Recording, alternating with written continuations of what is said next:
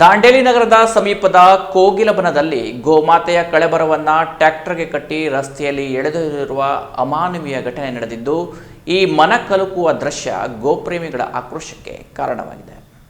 ಹೌದು, ಹಿಂದೂ ಧರ್ಮದಲ್ಲಿ ಗೋವಿಗೆ ವಿಶೇಷ ಪೂಜನೀಯ ಸ್ಥಾನ ನೀಡಲಾಗಿದೆ. ಸೌಮ್ಯ ಸ್ವಭಾವದ ಮತ್ತು ಮನುಷ್ಯನ ಜೊತೆಗೆ ಅವಿನಾಭಾವ ಸಂಬಂಧ ಹೊಂದಿರುವ ಈ ಗೋವನ್ನು ಮಾತೆಯೆಂದೇ ಪೂಜಿಸಲಾಗುತ್ತದೆ. ಅದರಲ್ಲೂ ರೈತರು ಗೋಮಾತೆಯನ್ನು ದೇವರಂತೆ ಪೂಜಿಸುವ ಸಂಪ್ರದಾಯ ಕೂಡ ಇನ್ನೂ ಆಚರಣೆಯಲ್ಲಿದೆ. ಹಾಗಾಗಿ ನಮ್ಮಲ್ಲಿ ಗೋವಧೆಗೆ ತೀವ್ರ ವಿರೋಧ ವ್ಯಕ್ತವಾಗುವ ಜೊತೆಗೆ ಗೋವಧೆ ಹಾಗೂ ಕಳ್ಳ ಸಾಗಾಣಿಕೆ ತಡೆಯಲು ಸರ್ಕಾರ ಕಾನೂನನ್ನು ಕೂಡ ಜಾರಿ ಮಾಡಿದೆ. ಅಷ್ಟರ ಮಟ್ಟಿಗೆ ಗೋಮಾತೆ ಹಿಂದೂ ಧರ್ಮೀಯರೊಂದಿಗೆ ಧಾರ್ಮಿಕ ಬಾಂಧವ್ಯವನ್ನ ಬೆಸೆದುಕೊಂಡಿದೆ. ಆದರೂ ಮೃತ ಗೋಮಾತೆಯ ಕಳೆಬರಹವನ್ನ ಈ ರೀತಿ ಟ್ರ್ಯಾಕ್ಟರ್ಗೆ ಕಟ್ಟಿ ರಸ್ತೆಯಲ್ಲಿ ಎಳೆದೊಯ್ಯುತ್ತಿರುವುದು ಅಮಾನವೀಯ ಘಟನೆಯಾಗಿದ್ದು, ಇದರ ವಿಡಿಯೋ ಈಗ ಸಾಮಾಜಿಕ ಜಾಲತಾಣದಲ್ಲಿ ಸಖತ್ ವೈರಲ್ ಆಗುವ ಜೊತೆಗೆ ಗೋಪ್ರೇಮಿಗಳ ಆಕ್ರೋಶಕ್ಕೆ ಕಾರಣವಾಗಿದೆ. ಗೋಮಾತೆಯ ಕಡೆ ಬರಹವನ್ನ ವಾಹನದಲ್ಲಿ ಕೊಂಡೊಯ್ದು ಮಣ್ಣಿನಲ್ಲಿ ಗೌರವಯುತವಾಗಿ ಹೂಳುವ ಬದಲು ಈ ರೀತಿ ಅಮಾನವೀಯವಾಗಿ ಎಳೆದೊಯ್ಯುತ್ತಿರುವುದು ವ್ಯಾಪಕ ಖಂಡನೆ ವ್ಯಕ್ತವಾಗುವಂತಾಗಿದೆ.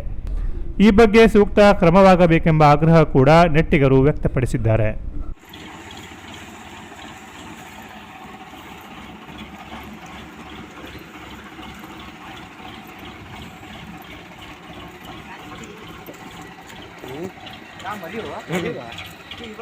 हमारी कल रात को ಕೆನರಾ ಪ್ಲಸ್ ನ್ಯೂಸ್ ದಾಂಡೇಲಿ.